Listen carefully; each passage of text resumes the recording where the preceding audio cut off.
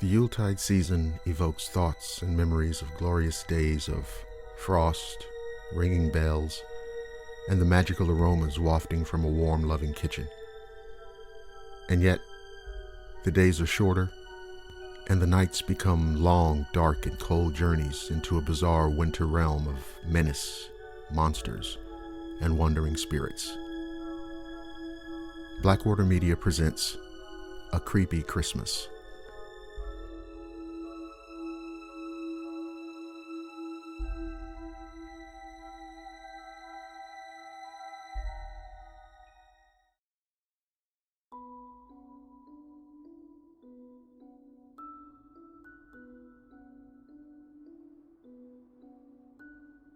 Last year, I found a really cool ornament in a clearance box. It had a built-in camera to record a unique perspective on your holiday celebrations. I grabbed the last one from the store's dusty shelf and brought it home for less than $10. I forgot about it until my wife, my two daughters, and I decorated the house earlier this month.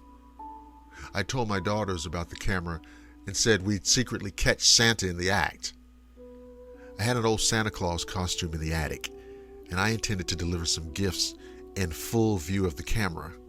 Now, of course, my girls were overjoyed and went back and forth trying to find the best place to put the ornament on the tree. They had no idea that Daddy repositioned it later, so we could actually catch the living room at a good angle. In the nights leading up to Christmas, I turned the camera on to make sure everything was working properly. In the morning, I previewed the footage, just long enough to confirm the thing was working. Satisfied, I inserted the micro SD card back into the ornament and slipped in a new battery in anticipation for the big night. After all, Daddy didn't want to disappoint his girls with a failed recording. We enjoyed Christmas Eve as a family, playing board games and eating way more junk food than there was room in our stomachs. Like we do every year, we let our daughters open one gift from Mommy and Daddy before going to bed. The girls, still riding their sugar high, could be heard giggling in their bedrooms from all the way up the stairs. From time to time, my wife and I could hear one of them shush the other, claiming she'd heard hoofs on the roof or bells jingling. Eventually, our kiddos dozed off. My wife kissed me on the cheek and headed to bed while I turned off all the lights. I retrieved the costume and tiptoed to the living room, getting ready for my big feature film debut. Now, I did everything you would expect Santa to do. I ate most of the cookies, I drank the milk, I pet my large stomach and said my ho-ho-hos, and I dropped a few presents by the fireplace, all in full view of the camera. A pretty good acting job, if I do say so myself. On Christmas morning, the girls came running into our bedroom to wake us up. They excitedly insisted that we watch the video before opening the presents. I transferred the footage to my laptop, forwarded it to where Santa showed up, and pressed play. My girls squealed with delight and jumped in front of the screen, frantically waving at Santa while obscuring the video from my view. It brought me so much joy to see how happy the girls were. I was too lazy to stop the video, so it continued to play in the background while we unwrapped our gifts. I spotted a box I had not seen the night before.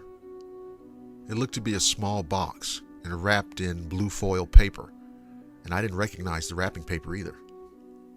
My name was on it, but my wife seemed as surprised as I was to see it there. Noticing my confusion, my youngest daughter spoke. "Daddy, that's got to be from Mr. Elf," she said, her voice very cheerful and bright.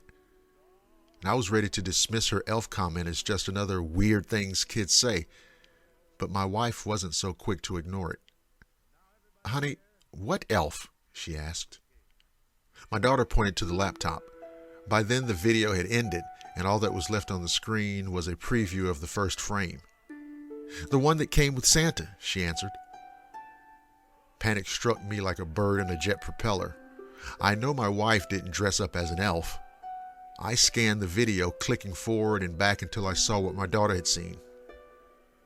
There was someone in the living room.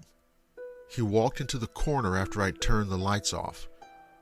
He stood there watching me parading around as Santa. The video went completely quiet after that. It was as though the camera failed to record a single sound.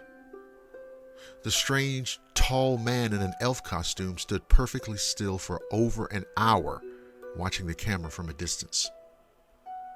After a while, he walked over to the plate of cookies and bit the head off a gingerbread man. I glanced at the plate and saw his teeth mark on the decapitated cookie. The man then quietly approached the Christmas tree. I thought the audio wasn't working, but as he reached the tree, I began hearing his slow and steady breath. He reached towards the ornament, and the video stopped. In a terrified frenzy, I grabbed the blue box he'd left behind. I ripped the bow off of it and tossed the frilly thing away. I frantically removed the wrapping paper, opened the box, and looked inside. There, on a bed of bubble wrap, was the battery I'd put in the camera the night before. My wife took the ornament and opened the back, and the battery was missing. I don't know what scares me more, what the camera caught or what the elf might have done after he turned off the camera. But you can be sure that it all made for a very creepy Christmas.